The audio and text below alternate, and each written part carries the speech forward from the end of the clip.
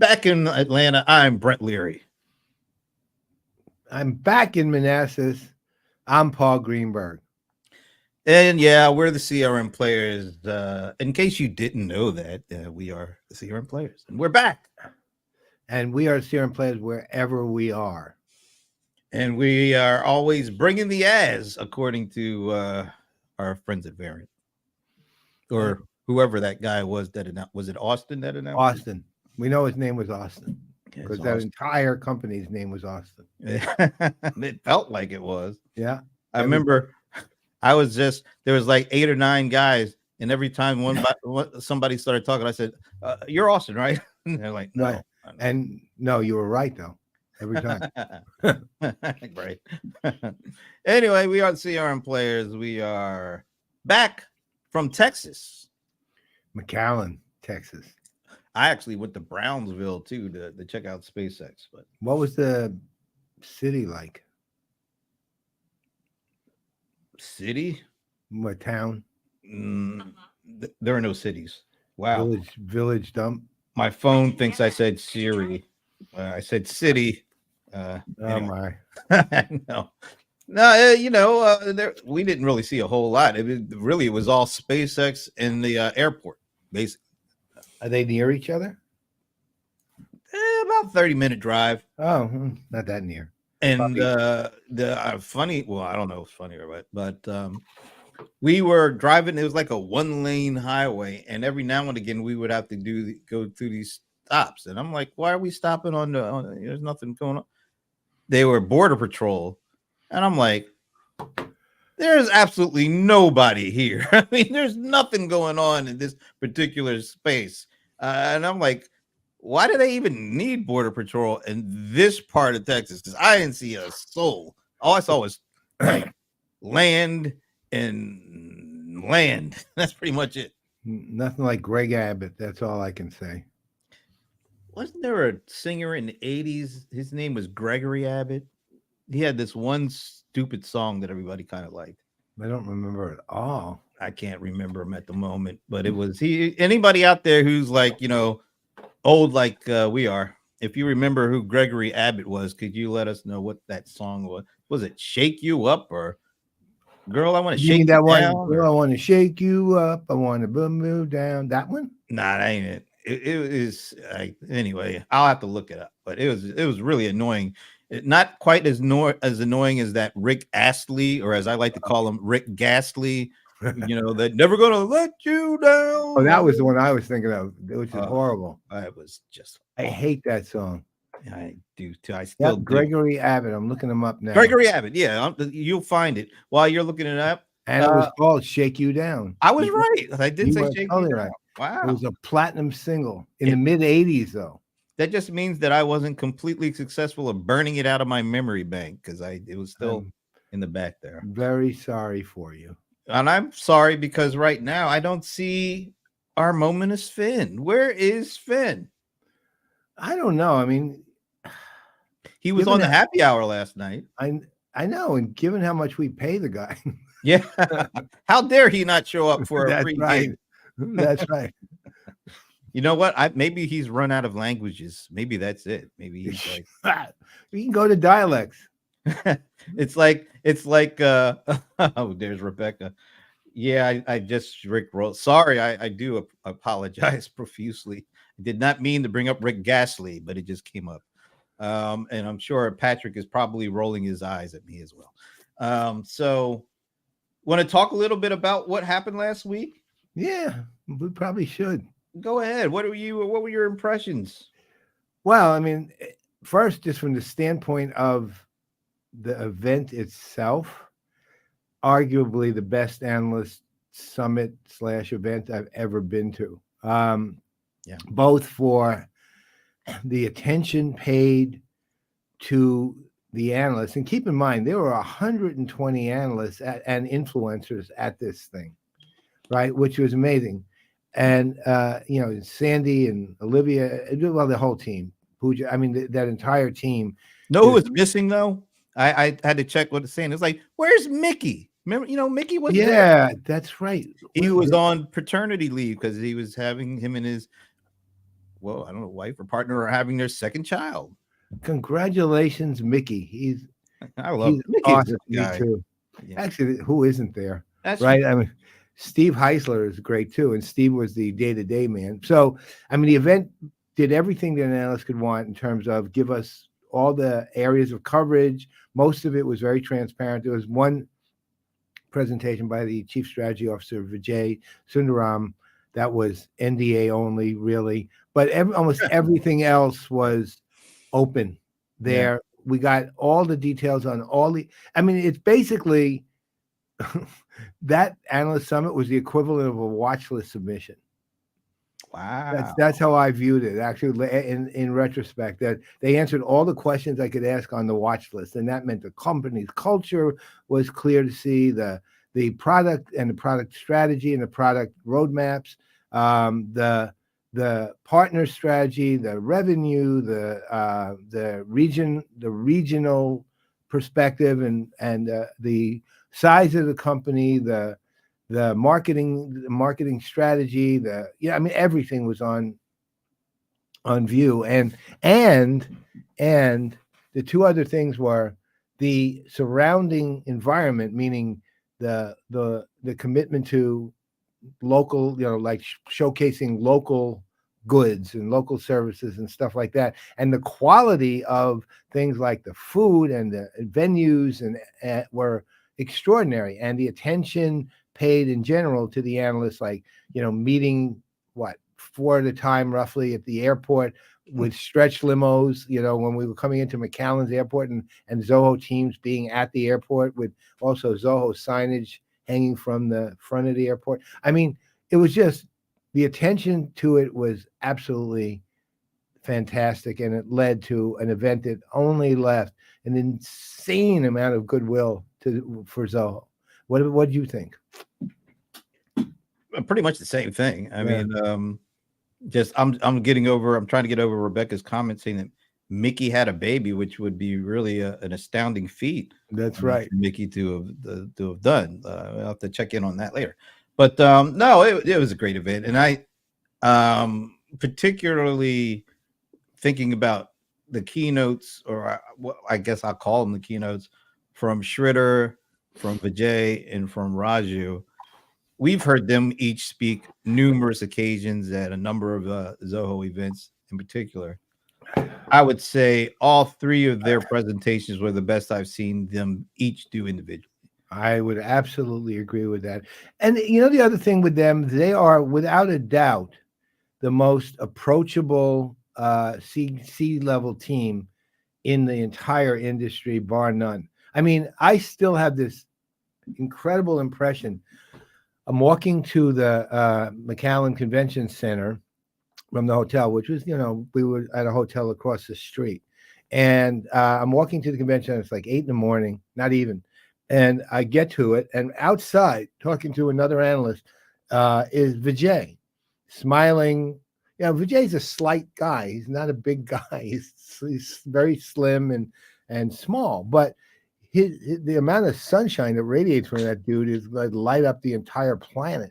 And he just always, and everywhere you look, Vijay would be talking with this guy, or speaking with these people, or speaking with that young influencer, or speaking with this staff member. But he was, and same with Sridhar and Raju. They're just out there communicating with everybody, and to me, that is incredibly valuable. Absolutely. Absolutely.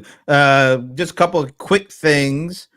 We did get a chance to record a conversation with Shritter.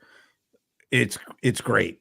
We can't wait to get our hands on it so we can put it out and let you guys check it out. But he never fails to always intrigue us, and not only uh teach us things, but he's just an entertaining guy too. And Yeah, I really appreciate all aspects of when we get a chance to talk with him. So yeah. we did a great show with him.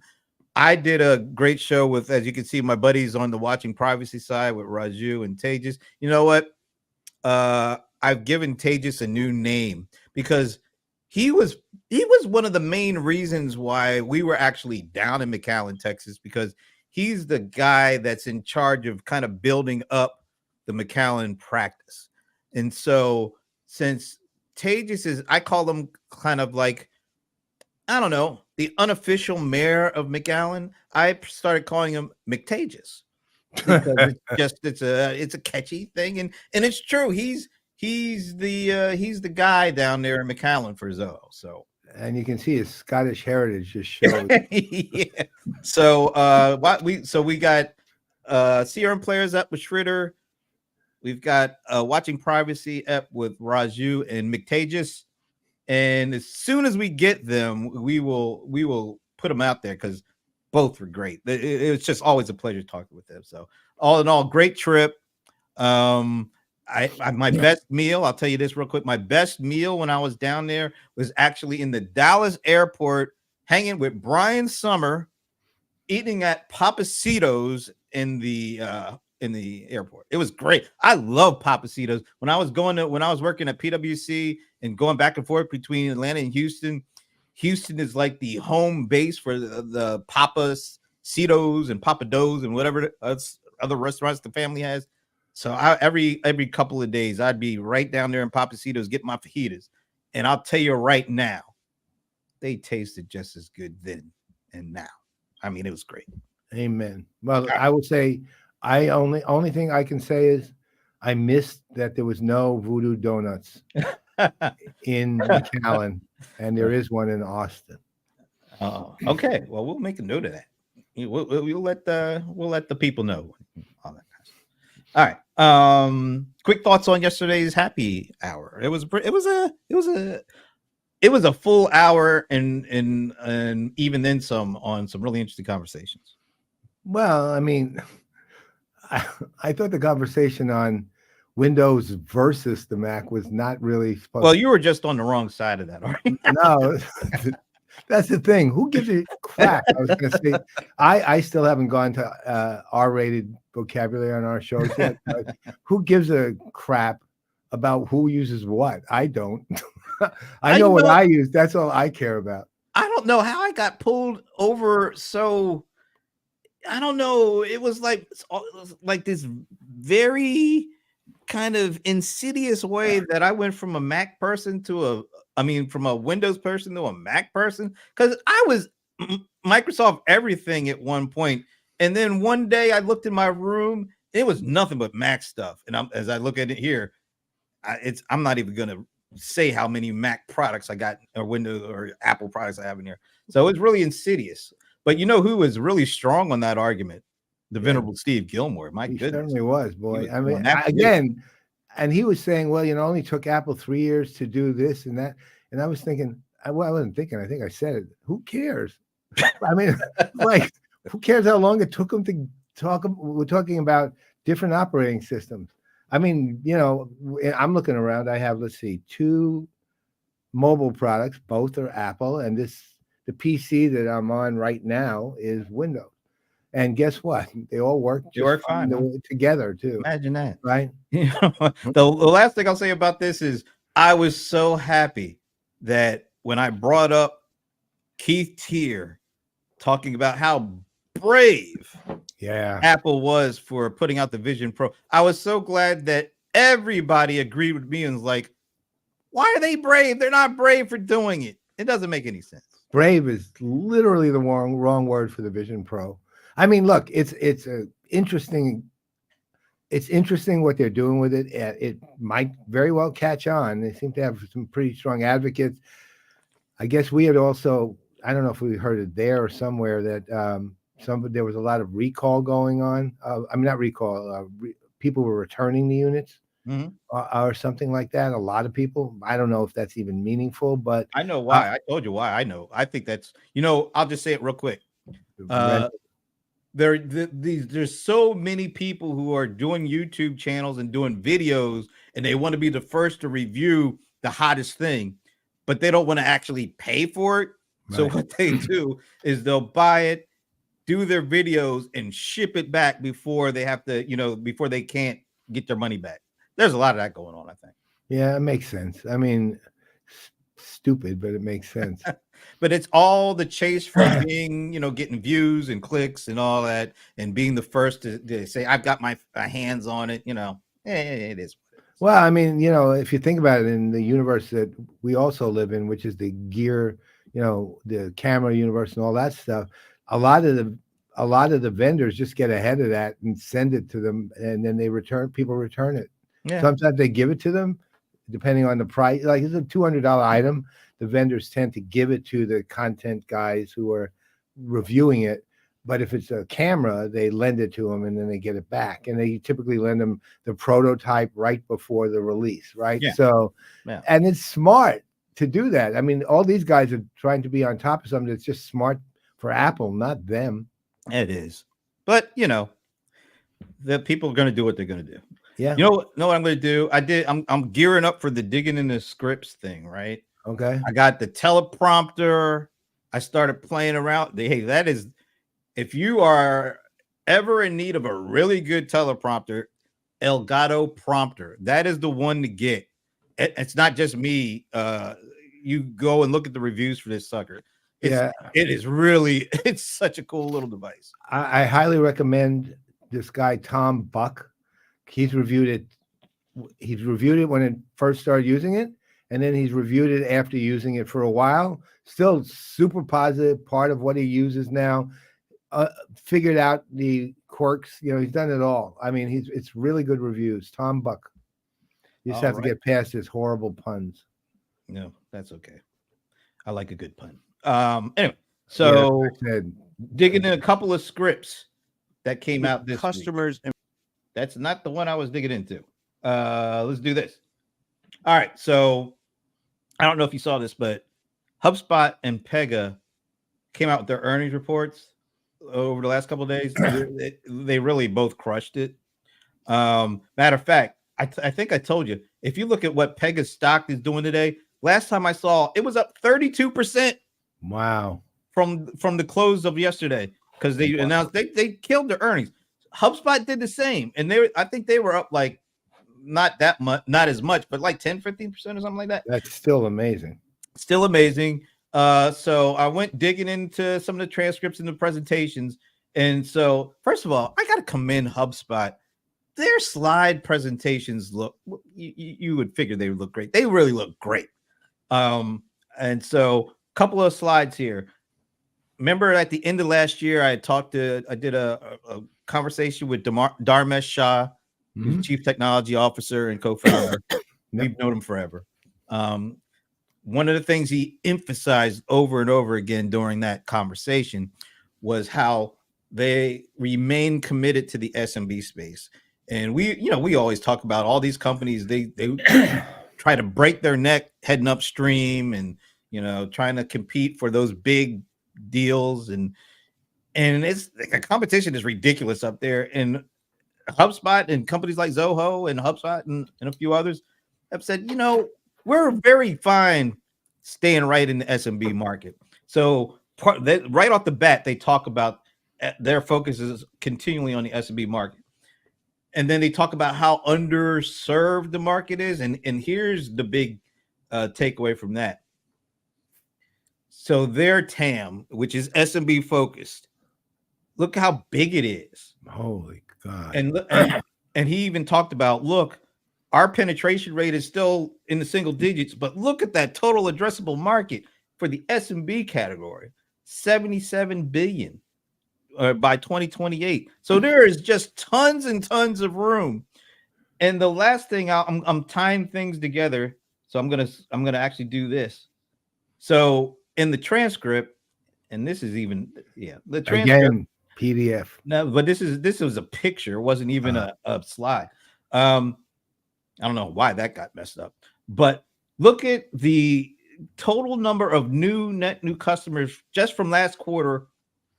11,000 net new customers in the last quarter.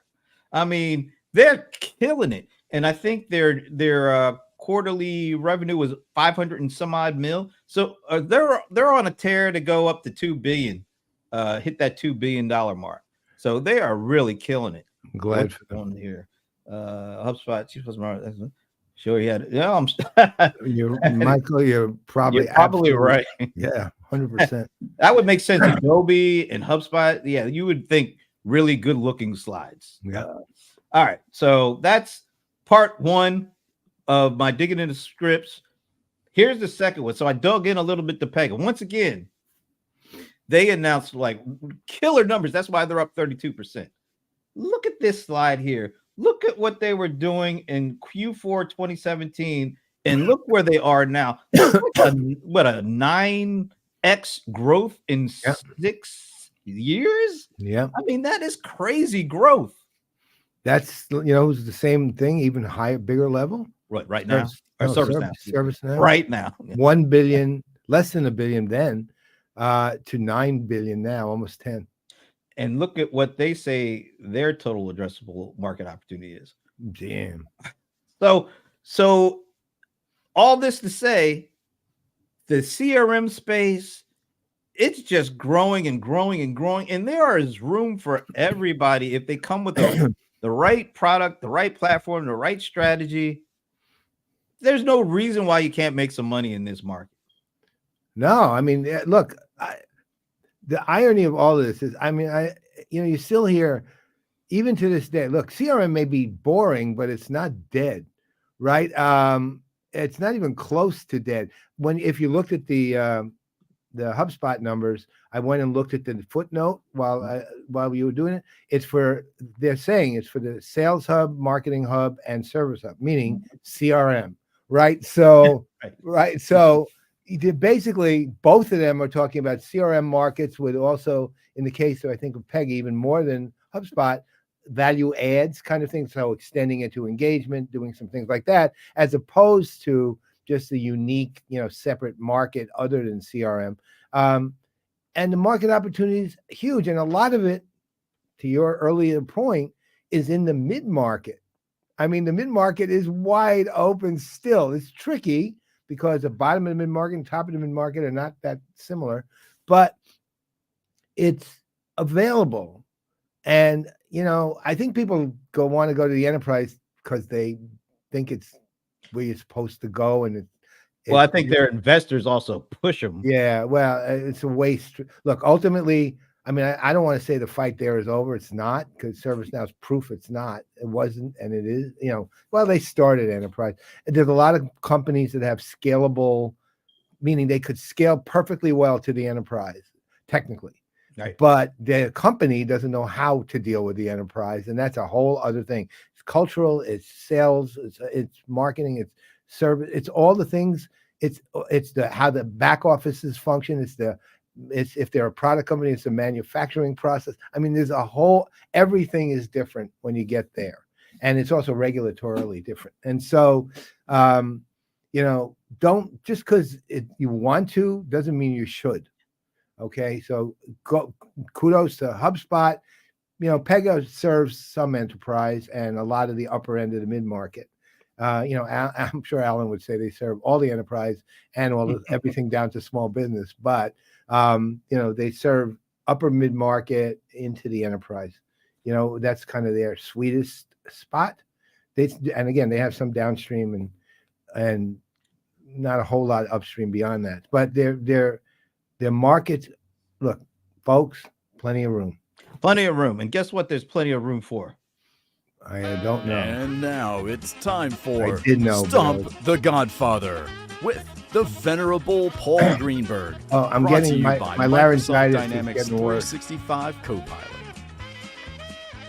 Gonna let Benny ride out. All right, Benny's gone, and we're ready for this week's Stump the Godfather, brought to you by Microsoft Dynamics 365 Copilot. I just like saying that. Anyway, early estimates for total ad revenues I left out a couple of words, for the Super Bowl. Oh, that would be important. Early estimates I'm blaming this on the Midas of MarTech, our own Anand Thakur, because he's the one that shot me this. And I just noticed I did a cut and paste and he didn't even put the number. Well, it was a bullet point under Super Bowl. Anyway, so this is for the Super Bowl, which was, I believe, 124 million people watched the Super Bowl. It was the most watched thing since apparently since the lunar landing in 1969, something like that. That's a long time, man. That's a really long time. So, early estimates for total ad revenue for this year's Super Bowl is over blank, blank, blank million. All right. So, everybody, get your guesses in. Rebecca, make sure Patrick gets his guess in as well. But what are the early estimates of the total revenue in terms of ad spend? I guess what CBS must have made a killing. So, what was the total number that they made on ad revenue for this year's Super Bowl? The most watched, I think, single thing ever for the most part. Let's see. And our guest is in the green room. So, if she has a guess, put it in the private chat or Her comment. if she has a question first. Do the sales of the Dunk Kings tracksuits count? And I have to admit, I don't know. I don't think so. But just say no.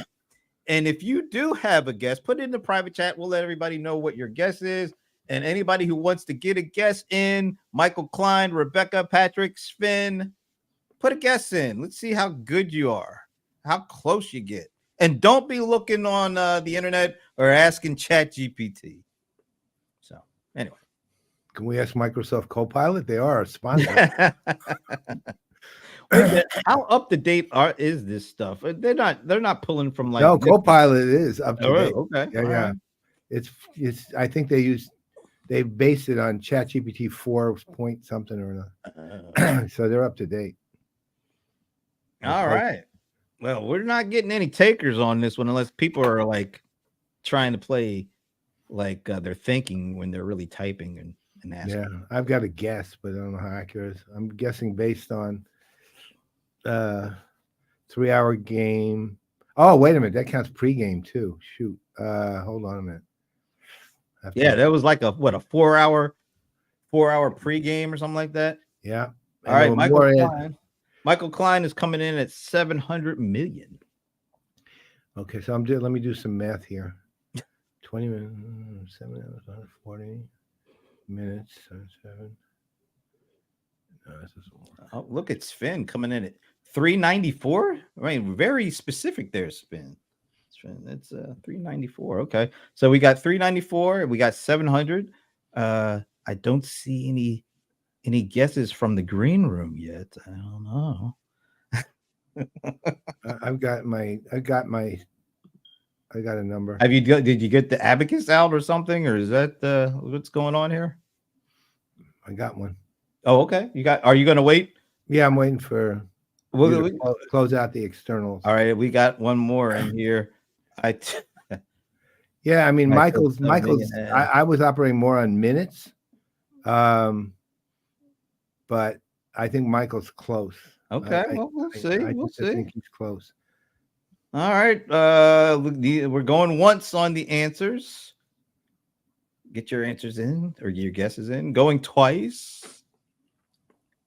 All right, going,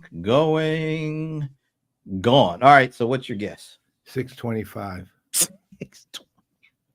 625. Mm-hmm. All right, so we've got 394. We've got 625. We got 700. Is that your final answer? I just wanted to say that. Yeah. Okay. All right, the answer is Michael was close. Oh. He was close, but he was over. Well, I'm 625. You were even, you were really and on it. Sadly, that was my original guess was 650, but I went down on it. Well, we'll never know since you didn't say anything. Well, because I was doing math of 15 to 20 minutes of ads per hour, 7 hours, but some of them were shorter ads. Some of them were shorter, like during the game was less than that. And before the game was around that. So that's where 625 came out. Well, that's a great guess. That's a really great guess. Yeah, Michael. Yeah, you lost. You were a little over, but I mean, PG was actually very close. Very close. And I have to say, I'm a little disappointed that our guest in the green room, who is a chief marketing officer, did not participate. We'll ask her about that after we bring her on. But this was this week's Stump the Godfather question, and the Godfather got it right. You got the win on that one. So Been a while, man. I needed that win. all right, and that was brought to you by Microsoft Dynamics 365 Copilot. I'm hoping my win will reverse the Knicks losing streak. Oh, okay. Well, in the meantime, I turn things over to the Venerable Paul Greenberg for the introduction of today's guest. Okay, so you already have, our guest already. I mean, we have had her on when she was CMO of Pros. We've had her on when in multiple occasions when she was CMO at Verint. She is now CMO of isolved, Celia Fleischaker. Look, not only one of the best CMOs I know, but one that has made a point of constantly learning how to do something new and different. So, for example, she nails operations. So she says, you know what? Let me go out on stage more. So she goes out on stage more. She nails that. And every person who's ever probably reported to her, and I can't say I know everyone, but I know a lot of them actually. Can I don't you know name her. them? No, because I don't know any of them who report to her when she was at Epicor, right? So has loved her completely, and I do too, of course. She's just an extraordinary person. Besides, and let's just say this: I love where she and her husband live, and I'm not saying where that is, but that's another big plus to me. She's really a remarkable CMO and just a wonderful person. And let us bring on Celia Fleischaker. Well, before we do that, I want to add one thing to this.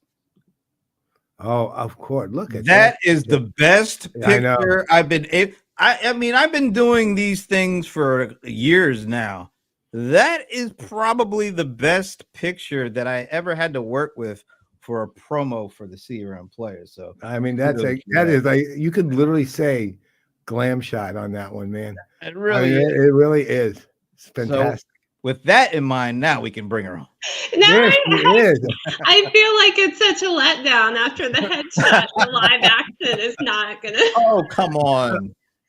But that headshot is great. I got to tell you. Really shout out this woman Han that did it for me here in New York, and she specializes in female execs over 40, right? Like, wow. And she's really just wonderful. But yeah, that was amazing. It really is. With the wind blowing too. I mean, hey, there may have been a fan involved.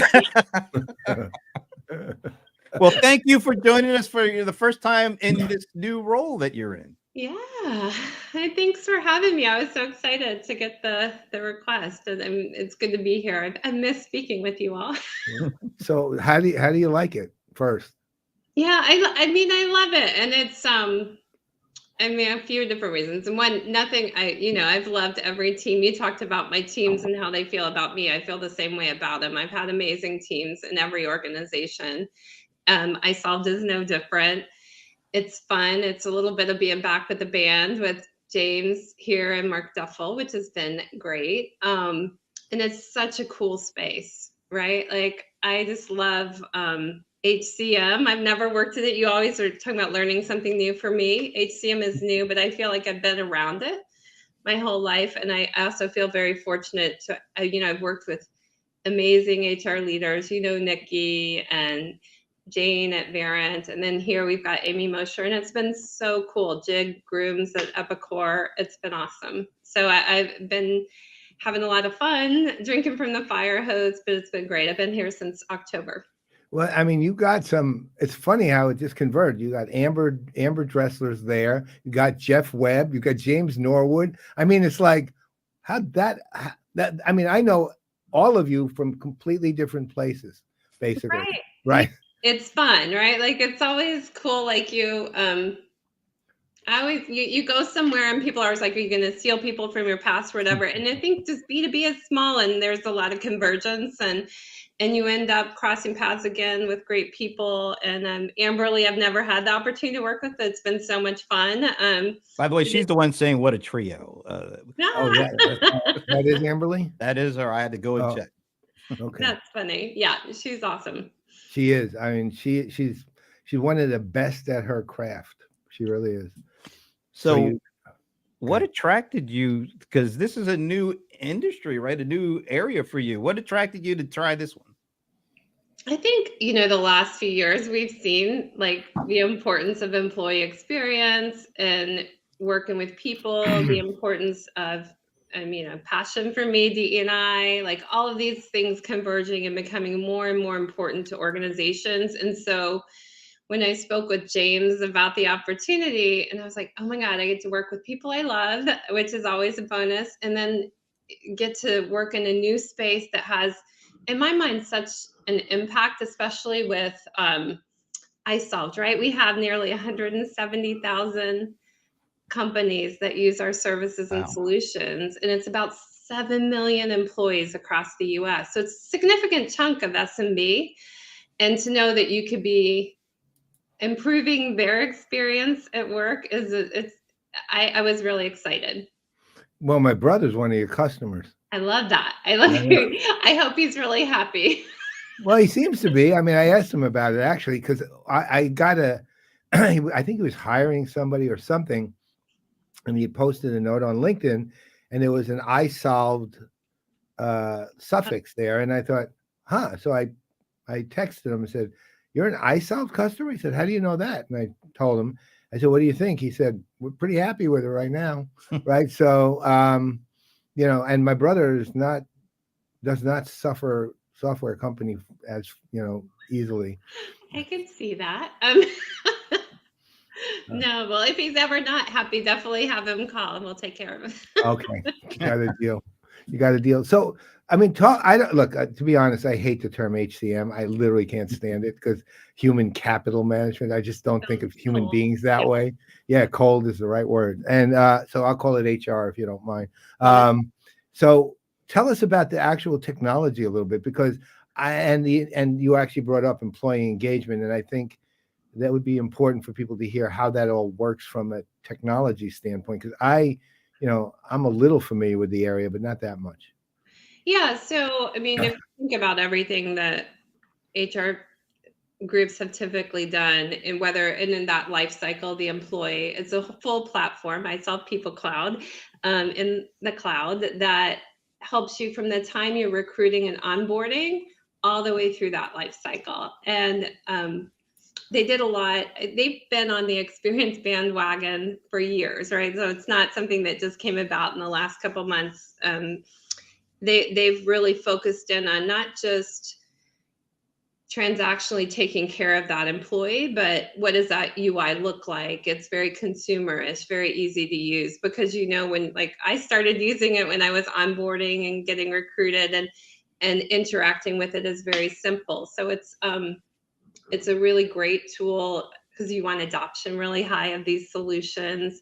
The tech is good. It's another area where AI is having a big impact on how people work with systems and what they can do with it. It's an area that always is loaded with controversy too when people talk about AI and their employees. But it's great. It's been very good, and it's surrounded by services that help employees as well. So, what would be the services that you would provide? So we'll do all the tech pieces, but maybe someone needs help with HR, like completing a lot of we deal in SMB, and a lot of times you have an HR leader that also might be an office manager, or they're just strapped for time. And so there's a whole team that can help them if they want to outsource some of their HR services, if they want to help them with benefits administration, COBRA after they've left. All of that gets wrapped around the tech too. Wow. Yeah. That's nice. That's sophisticated too. How do you see, all the things, all these technologies? Because right now, I guess when you think about generative, at least in our world, it's on the customer service kind of, and the the impact it could have on contact center and the agents, and how if you make them better. I can talk a little bit about that too. Okay, well, yeah. What can you not talk about? Oh, that one's fresh. But how do you see, some of these generative technologies not only improving, the customer experience or the contact center experience, but the overall employee experience? Maybe folks that are not directly connected but are relevant to creating a good experience for a customer. So one of the I was talking about how busy HR is, and they typically wear all these hats. One of the reports where we did some research, we found that HR execs, professionals were spending 4 to 8 hours of their day administrative, like answering questions, helping out employees, and so conversational virtual assistant comes in, and so enable them to self-serve, get the answers they need when they want it, that kind of thing. That's where some Gen AI can come in.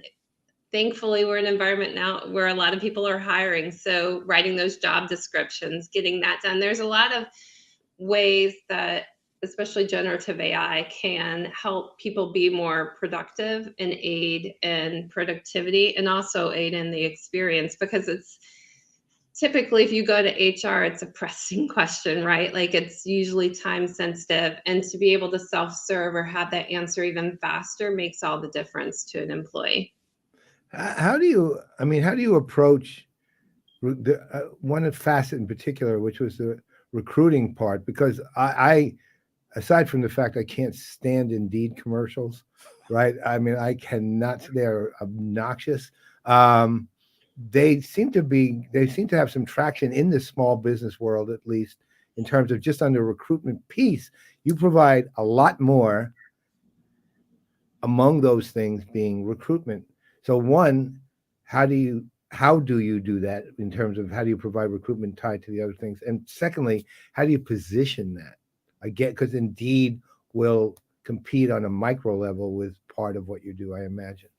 I mean, that's where the platform comes into play, and we do partner with them too, but being able to help control that relationship, or manage is a better word, that relationship from the time someone applies through onboarding all the way through becoming an employee, like having a common data model and all those things lends itself to a better experience and continuity. And so it's a big space with a lot of people in it. It's crowded in some respects, but we're able to compete. We offer a very comprehensive solution that's easy to use, that works really well across the life cycle, not just in one key piece.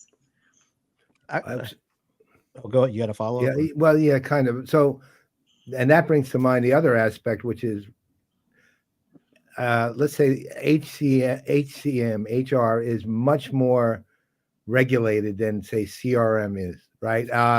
And the regulations are constantly changing. I mean, it's like daily almost. How do you obviously have to build in compliance to everything you're doing. How do you do that given the continuous change that's going on with that? That's it. And it's not just like, it's coming out at every level, right? There are compliance measures coming out in cities and states and across the country. Yeah. And we're largely US, so we're not even dealing with the complications beyond that. But when we look at it, we've got a lot of expertise there built up in compliance. We're making sure we're on top of it. And that's a lot of clients use us from a compliance perspective to make sure they're on top of it, because as a small business, it's almost impossible to keep up with. Right. And that's where you see a lot of the services around it. I kind of like being it's interesting to be in a market where compliance is so important, and it's it only contributes to the need for the solution.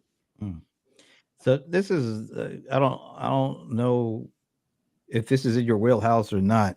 It's just something I've been thinking about. We were just before we brought you on, we were going over some of the earnings stuff with some of the companies in our space, and they're killing it. And it's just not Pega and HubSpot, but we've seen great reports basically this whole quarter. of profits soaring, and then customer acquisition going up at a very healthy clip.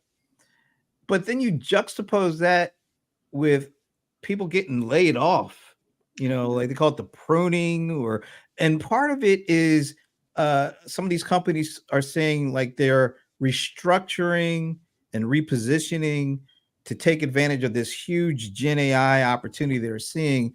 And so as they shift the direction of the company, the skill sets and the experience requirements are shifting as well. So even though they're killing it, they're letting people go that aren't in position to be a part of that. Are your customers coming to you and saying, how do we deal with this? I think, and I'm not going to say I'm the expert in this area, definitely, but a couple comments in reaction. I think it is hard as the end employee to see these results come out and the company crushing it, and then to not have a job, right? Like, I think that is hard to rationalize. I agree with you in the mindset. I think a lot of the companies we see doing that, I might be generalizing, tend to be larger organizations. They're heavy in tech and managing these shifts. I'll say a lot of who we're working with, it's quick serve restaurants, it's smaller professional organizations, small manufacturers, kind of the backbone of a lot of the job market, who probably aren't as impacted in the same way that some of those larger orgs where we're hearing about those layoffs. So I think it's different for them.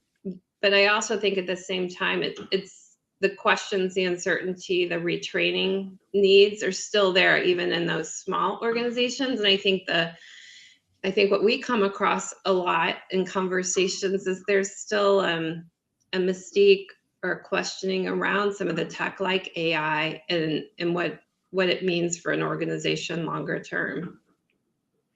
So, given that, how does isolved think about, and this is going to sound a little odd, its roadmap, given the fact that the impact's a little different, but the impact is still globally there. And you're CMO, so you have to allow for the messaging the messaging has to allow for the fact that even if it's not impacting your immediate customer base, it has to be acknowledged, right, in some way, right, in order to allay fear or something, or whatever it may be. How do you think about that? I think that's our responsibility as a partner in a lot of ways, is as we are a little bit bigger, we are in the forefront of tech. We do see what's coming and what organizations need to be thinking about. So being a good partner to those small and mid-sized businesses is helping them know what's coming down the pike and how to best orientate their business toward it, or take advantage of, know what they need to know. And I really do feel like, especially in HR and dealing with people and tech, helping them understand what they need to be thinking about is the job of a good partner. So it's different because they may not have the expertise we have, but as a tech company and as their partner, we need to be looking 3 steps ahead, and then making sure we can take them one step at a time. What kind of pulse are you getting from your customers? What are they feeling good about the economy? I mean, we talked a little about some of the highlights, but has it trickled down to them personally feeling about their businesses, or what are the things that you are hearing? The good, the bad, the ugly, whatever. I think in general, we're hearing a lot of positive, and I'll say kind of I think, though, coming into the year, the uncertainty, and I know we're not going to talk in depth about, there's a lot of uncertainty around the impact of the election and what the election year is going to bring, and knowing what that might mean for the economy. But right now, I think people feel good. We're hearing a lot of positive news, and people are optimistic, but I think just hanging in the background is what happens in the fall. All right. So how big is, as much as you can say, how big is isolved? Yeah, we've got a run rate of around 500 million. Wow. Profitable. That's Yeah. really big. Growing well. Yeah, I know. It's yeah, it's good size. It's a nice, fun size. Sorry. Well, it's okay. I think he Yeah. agrees with you. He says right. it is a nice size. Yeah. That's right. He said, "Yeah, Apparently. mom." Now Yes, you can mom. say where I am, right? Because Well, you we're- actually said it right earlier on. You said New York. Literally used the yeah, word. yeah. Can't argue with that, man. The best place in the world to live. It's been fun. It's very fun. We could talk all the time about it. Yeah. Are you used to the city now? My dog is not used to the city. Sorry. But he has lost weight here. He's down to 110, so we're proud of him. Down to 110. Holy cow. So I love it. It's been really fun. It's so different, right? I grew up on a farm in Kentucky. So and coming here was just like, hey, we're empty nesters. What do we want to do? So I love the subway. I just love everything about it. Wow. It's so fun. You're the first I never thought I'd hear that. You won't be either. Kidding. My husband makes so much fun of me because we'll be riding on. He's like, stop the smiling. Yeah, that's a good piece of advice, by the way. Okay. Loves the subway. I think I've never lived anywhere that had such like great public transportation. But I think that it's it does. amazing. You can get anywhere in New York, that's for sure. Yeah. And of course, the other thing is the dynamic of the city itself is just the energy level is just phenomenal at all hours of day and night. Yeah, exactly. It's very different from anywhere we've been. I mean, we won't be here forever, but it's so fun right now. Did you have one last question? Have you gotten to any Broadway shows yet? Oh my gosh. Yeah, we have to slow down on that, right? Oh, really? Yeah, it's been so much fun. We love it. Like we've seen several and just enjoying it. And Well, okay, I have to ask then. I do have to ask this. What's your favorite show that you've seen?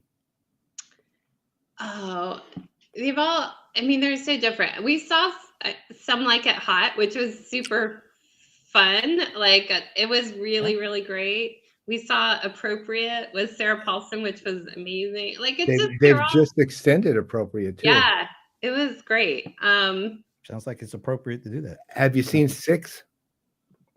Yes, I did see that. Yeah. How'd you like it?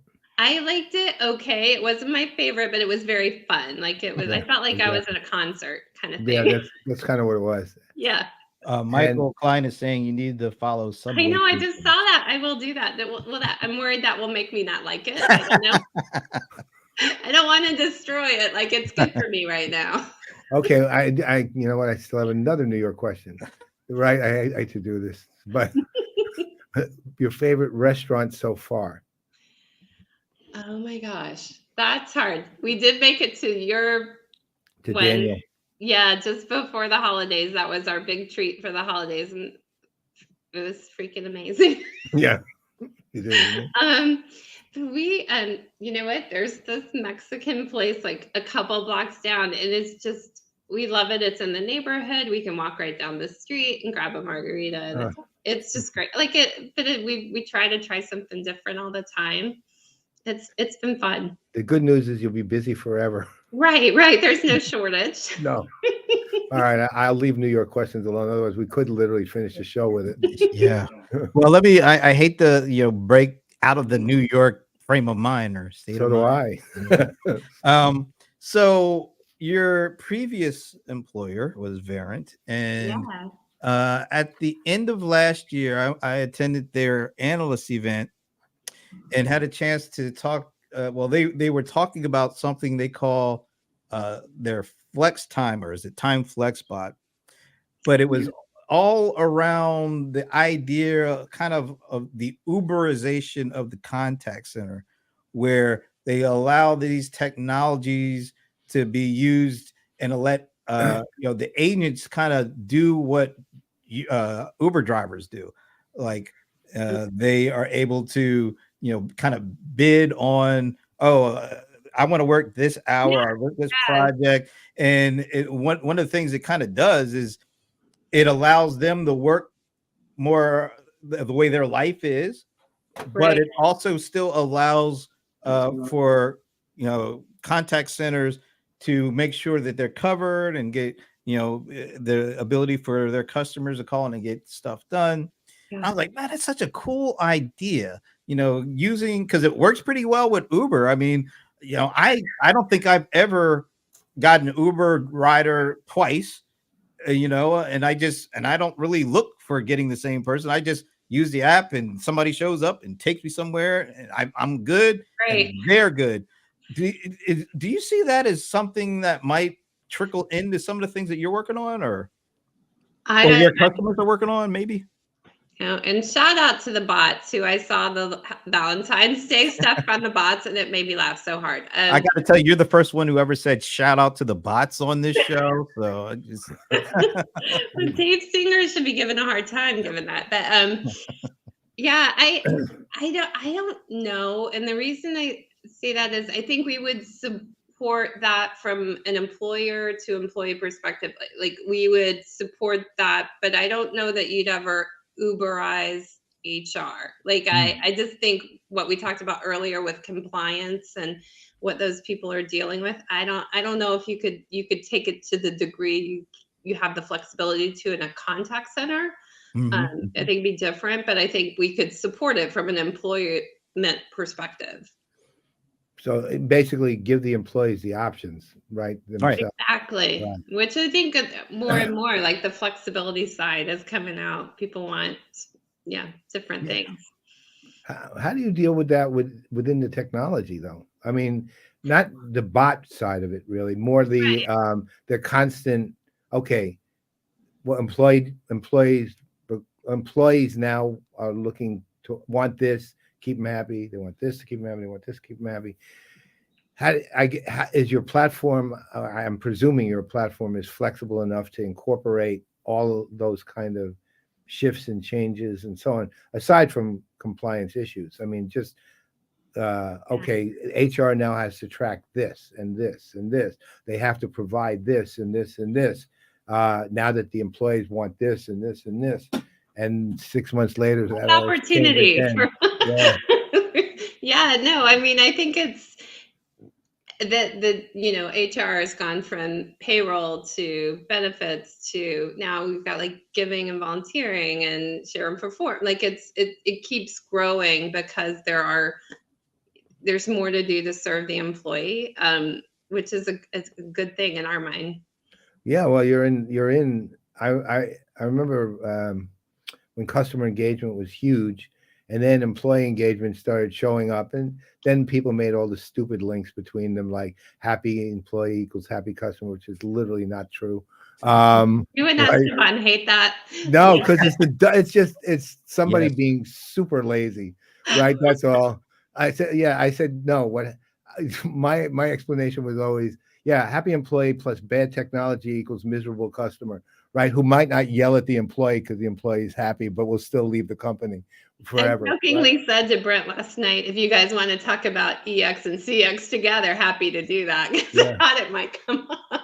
Oh, don't worry. We'll make sure Esteban joins us for that. Then it's just forget. But that said, employee engagement itself really started to take off, and then now it's how to put it. It's just it's a regular part of the conversation, so to speak. It's not like exceptional. It's not outlier. It is. Of course, right? Exactly. Which is great. Yeah, which definitely helps what you're doing. And again, you've got such a group of progressive thinking people there, at least the ones I know, right? So, which is really so impressive. I was just like, I couldn't get over the four of you in that same place. I actually remember when Jeff left Pros to go there. Yeah. And I remember when Amberly was Optimizely, I think, right? And she was Optimizely went to there. You, of course, Verint, but you were at Pros, I think, when Jeff left, right? Were you there? No, I wasn't there. Right now. Okay, you were already gone by then. And of course, James shows up everywhere. James just kind of shows up. Thank goodness, right? I know. Yeah, so amazing. Before we let you go, I think you mentioned last night that you guys had just or just about to release or just released some study or some research information or something like that. Oh yeah, we just released our HR trends for 2024, and there was a lot of good stuff in there. It's available on the website. A lot of information about, you know, sadly, burnout is high among employees. It was 65% said they'd Wow. experienced. Jesus. Yeah, and but it's interesting. A lot of people talk about culture improvement in the study and some of the results, and this was the first year that when people were asked about, well, what do we do to improve things? Pay was not number one. It was actually internal communication. It's a better Wow. transparency and internal Whoa. communication, which I think is such a switch from I would what say it, so. yeah. And so really some interesting things came through, and it was nice. Good Okay, stuff. so one final question, since we don't have to ask you the question anymore. Right. Well, the final question is, and there's no consequence to this one. What was your favorite Super Bowl commercial? Oh, you know it from my question. I'm I thought kind of so. upset, and I feel bad because it's Tom Brady, and I know that that's probably not a good thing. Well, it's been nice seeing you again, Celia. And I think the Dunking thing was super funny. Like, Well, and to me, to be honest, I think it was because of Matt Damon, who was absolutely hysterical. Yeah, that was funny. delivery was, I'm Unbelievable. sorry, like it was just great. I It agree. was. Now, I think Brent and I, though, we are in agreement what we thought was the best one. What was it? Brent, Christopher Walken, Yep. Oh yeah. where everybody was imitating to- him as he went along his daily life. Yes. That was so funny. I And know. of course, his expressions are what really Well, get you. He's him, man. That guy is Through. unique and amazing and brilliant, and always will be. And Oh, so no- will Celia. She will always be. Well, we know that, Yeah. absolutely. and she's a lot younger than Christopher Walken. This couple years. And he doesn't have No. the promo picture that she. No, he doesn't have enough hair to blow in the wind. And on that note, Here we go, wrapping up on that. well, Celia, as always, it's a pleasure whenever you have time to join us. We just appreciate spending some time with you. So it's been great. And you are now our resident HR expert. So I don't know. Thank you all for having me. All right. And on behalf of Celia, I'm Brent Leary. I'm Paul Greenberg. We are the CRM Players. And oh, yeah, this. Now we can say goodbye. Goodbye. See ya.